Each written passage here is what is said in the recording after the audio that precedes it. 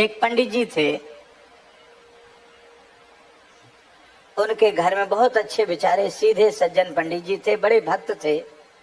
एक बड़े अच्छे महापुरुष थे श्री भगवान दास जी महाराज व्यास जी पुजारी। वो सुनाते थे इस घटना।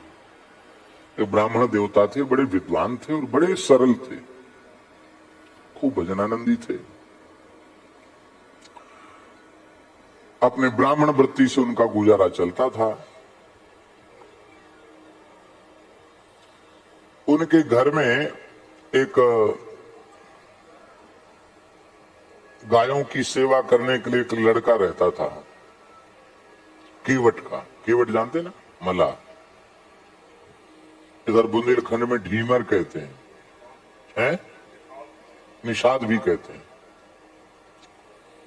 तो वो लड़का उनके यहाँ रहता था। वो अकस्मात मर गया, जवान लड़का था, मर गया। बड़ा दुख हुआ, बहुत अच्छा लड़का था, बेचारा मर गया। गो सेवा करता था।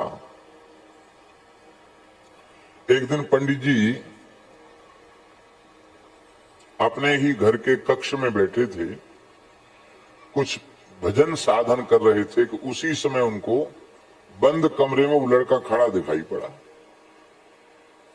उनको बड़ा भारी आश्चर्य हुआ कि ठंड का समय है और हमने कमरे की कुंडी भीतर से लगा रखी है और ये मर गया था। 1-2 साल हो गया इस लड़के को मरे हुए। अरे जवान लड़का ज्यों का त्यों एकदम सजीव हमारे सामने खड़ा है। एक बार तो उनको थोड़ा कांटे से उखड़े शरीर में। उसने कहा, पंडित जी आप डरे नहीं, मैं आपका अमुक नाम वाला सेवक हूं। हाँ हाँ, हम तुमको पहचान गए। तो तुम तो मर गए थे? बोले हाँ हाँ, हम मर गए थे, हम जमदूत बन गए। क्या कहा उसने? हमारी पोस्टिंग हो गई है जमदूत के रूप में। नरक में हमको नौकरी मिल गई, जॉब मिल गया, हम जमदूत बन गए हैं और हमको यही ड्यूटी है जमदूतों को। उसका समय पूरा होगा उसको पकड़ लाओ, उसका समय पूरा होगा उसको ले आओ। तो इसी गांव का अमुक नाम वाला वैश्य है, उसका समय पूरा हो गया, उसको लेने आए। अरे उसको लेने आए? वो तो आज ही 1-2 घंटा पहले अपने पोते की विवाह की लगन का शोधन करा के गया है कि हमारे पोता के विवाह का अच्छा मुहूर्त शोध दीजिए। तो हमने कुंडली मिलाई और मुहूर्त शोध करके उसको बताया है।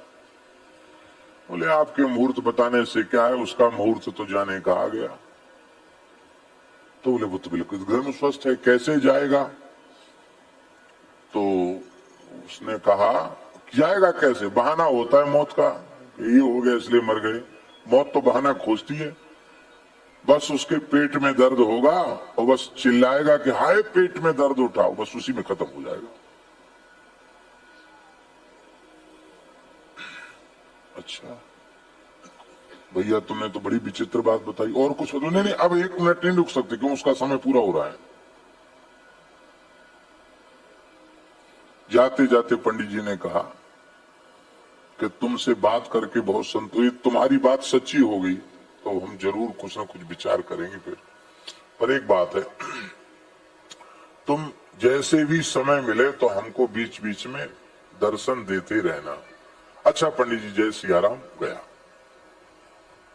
थोड़ी ही देर, मोहल्ले की ही बात थी, थोड़ी देर में मोहल्ले में से रोने गाने की आवाज आई। क्या हुआ क्या हुआ? अरे बोले हुआ क्या, शेठ जी अच्छे भले थे, ब्यारू भी कर लिए थे और बस पता नहीं क्या हो गया, पेट में इतनी जोर का दर्द हुआ कि बस तड़पते तड़पते दम तोड़ दिया।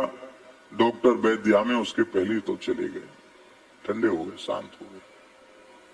और उनको लगा कि हाँ बात तो एकदम सही, कोई कल्पना नहीं थी, एकदम बात सही निकली। तो अब वो जमदूत जो मर गया था ना, लड़का जमदूत बन गया था, वो कभी कभी पंडित जी के पास आ जाता था। थोड़ा सा समय होता तो आ जाता, 1-2 मिनट 3 मिनट के लिए आता और चला जाता। तो एक दिन पंडित जी ने पूछा कि भैया एक बात तो बताओ, तुम्हारे नरक के कानून क्या रे? बोले महाराज बहुत लंबी चौड़ी कथा है, आप थोड़ी देर में उसको बताया नहीं जा सकता और हमको फुर्सत नहीं है, और थोड़ी देर में बात, थोड़ी देर की बात है नहीं। अच्छा एक बात तो बताओ, तुम जमदूत कैसे बन गए? तो हंसा, बोले अच्छा आज एक बात बता देते हैं तुमको, जमदूत कौन बनता है? बोले जो पाप कर्म करके भयंकर नरकों में जाता है और नरकों में यातनाएं भोग करके फिर 84 लाख योनियों के चक्कर में पड़ता है, फिर भगवान करुणा करके उसे मनुष्य बनाते हैं, फिर पाप कर्म में लगता है, फिर नरक जाता है, फिर 84 लाख के चक्कर में पड़ता है, फिर भगवान करुणा करते, फिर मनुष्य बनाते हैं, फिर पाप करता, फिर नरक जाता। ऐसी नरक के कम से कम 100 चक्कर जब लगा लेता है तो जमराज कहते हैं भैया ये नरक का बड़ा भारी भक्त है, भगवान इसको बार बार अवसर कल्याण का देते हैं पर ये घूम फिर के यहीं आ जाता है। बोलते अब तुमको अलग से ट्रेनिंग देनी नहीं पड़ेगी, क्योंकि किस नरक में कैसा कैसा दंड भुगवाया जाता है पापियों को सब तुम्हें पता है, अलग से पढ़ाई लिखाई करनी नहीं पड़ेगी, दंड तुमको देना नहीं पड़ेगा, सिखाना पड़ेगा नहीं। अब तुम ऐसा करो कि अब नरक तो तुमको काटना ही है, अब तुमको यहीं जमदूत बना देते हैं, जब तक तुमको है तब तक यहीं कुछ सेवा करो। जैसे बहुत लंबे जो कैदी होते हैं, पुराने कैदी, उनको कोई न कोई काम दे दिया जाता है जेल में कि भाई अब तुम ये काम करो, ये विभाग संभालो, वो यही व्यवस्था है। तो बोले हमारा ये 100वां जन्म था नरक का, नरक जाने का, इसलिए हमको जमदूत बना दिया गया है। पंडित जी बोले अच्छा ठीक है, फिर जल्दी आना कभी? बोले हाँ फिर आएंगे। फिर क्षेत्र में कोई काम हुआ, फिर आया वो। तो ऐसी सत्संग होता था उस जमदूत के साथ। तो अब की बार पंडित जी ने पूछा अच्छा एक बात बताओ कि जमलोक की यातना तो बहुत भयंकर है, उससे बचने का कोई उपाय है क्या? उपाय तो है क्या? बोले जो मस्तक पर ऊर्ध्वपुंड धारण करता है, जिसके गले में तुलसी की माला होती है और जो निष्ठा पूर्वक एकादशी का व्रत करता है और श्री राम नाम का जप करता है, वो व्यक्ति कभी नरक नहीं जाता है। कथनचित उसके कोई पाप भी बन जाए तो वो पाप किसी न किसी प्रकार से इसी जीवन में भोगा करके वो चला जाएगा भगवान के यहाँ, उसको नरक में यातना नहीं होती। उससे कोई गलती बनी है तो वो भोगे न भोगे ये भगवान का विभाग है, हमारे जमलोक में उसका कोई विचार नहीं है।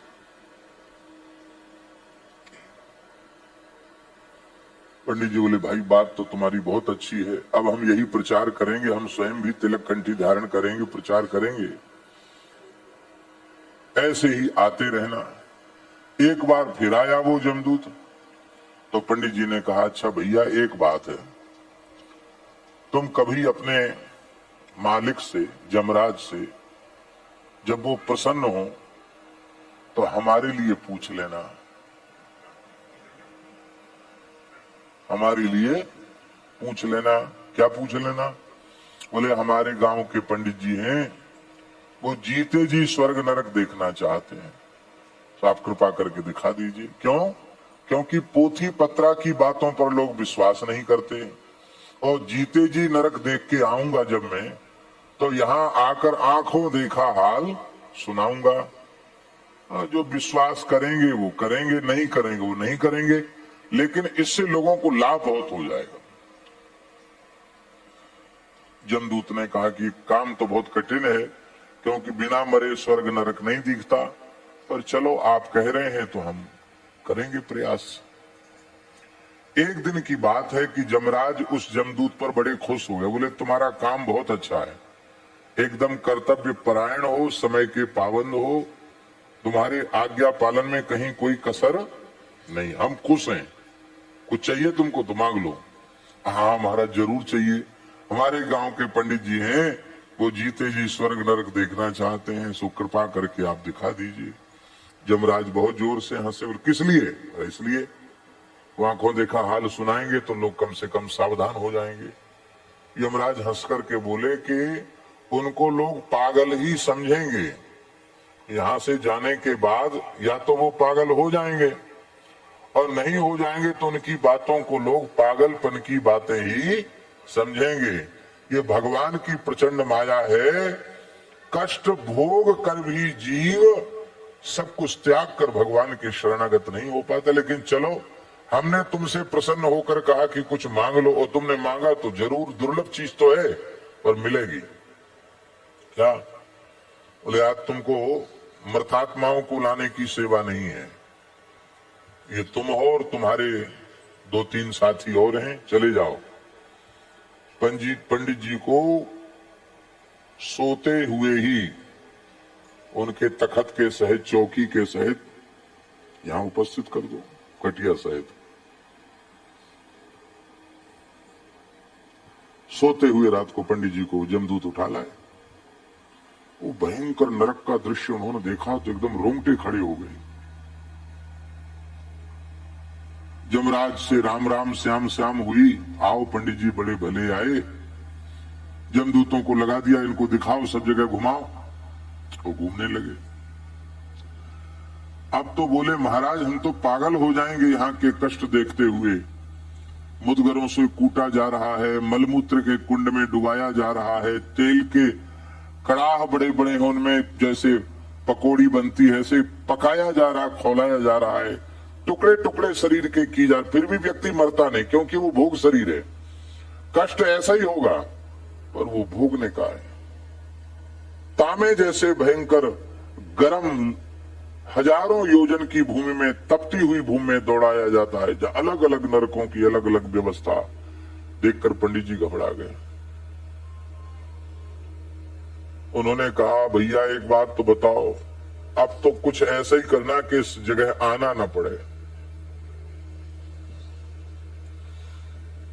आना तो आपको पड़ेगा। क्यों? बोले, जो किसी का धन मार लेता है, हिसाब किताब कुछ बकाया छोड़ देता है, उसको भी चुकाने के लिए यहां आना पड़ता है। पंडित जी बोले, हमने तो किसी का धन मारा नहीं। बोले, हाँ तुमने मारा। तुम्हारे गांव का चर्मकार है, उससे तुमने जूती बनवाई थी और 2 पैसा बकाया रह गए थे उसके, लेकिन उसके मांगने पर भी तुमने नहीं दिए। उसकी ईमानदारी के 2 पैसा बनते थे। अरे क्या भगत हो तुम, तो हमारे गांव के ही हो, अरे ब्राह्मणों की सेवा करनी चाहिए। तुमने लोभवश उसके 2 पैसे मार लिए। वो 2 पैसे मार लिए, उसके लिए तुमको यहां आना पड़ेगा। अरे बोले, भैया वो यहीं रह रहा। बोले, हाँ वो तो यहीं रह रहा है, नरक में ही कष्ट भोग रहा वो, हमको उसी के पास ले चलो, हिसाब किताब यहीं चुकती हो जाए तो अच्छा है। वहां पहुंचे, उसने कहा, पंडित जी यहां भारतीय मुद्राओं का लेन देन चलता नहीं है और तुम कुछ लेके भी नहीं आए और यहां चलता भी नहीं है, यहां तो आना ही पड़ेगा तुमको। तो भैया तुम अपना हिसाब किताब यहीं चुकती कर लो। कैसे? कहते 2 पैसे का जितना चमड़ा होता उतना चमड़ा हम आपका उतार लेंगे तो हमारा तुम्हारा हिसाब पूरा हो जाएगा। बोला, हाँ तो उतार लो। तो पंडित जी ने पीठ कर दी तो 2 पैसे का 1 बिलांद, संस्कृत में बितस्ती कहते हैं, हिंदी में बिलांद कहते हैं, 1 बित्ता, 1 बित्ता चमड़ा, 1 बित्ता लंबा और 1 बित्ता चौड़ा, इतना चमड़ा उसने रापी से छीन लिया।